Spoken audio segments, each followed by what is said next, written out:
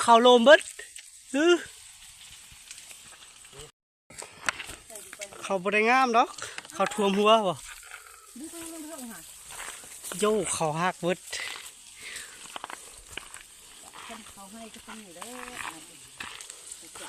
เขางามเพื่อนนะเนาะ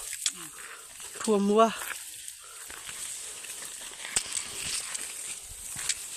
สิบประเด็นมานอนให้เกี่ยวเขาสิบ่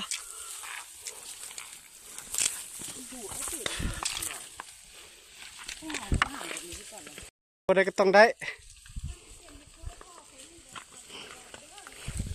เขากระงามคือเจ้าของมันเนาะเขาท่วมหัวแล้วเกือบบ่เห็นคนเลยได้ยางไปพุ่นโยอันผู้บ่าวกับปานอันผู้บ่าวกับปานผู้หญิงเว้ยกลางคันโฮมซะวันนั้นน่ะโย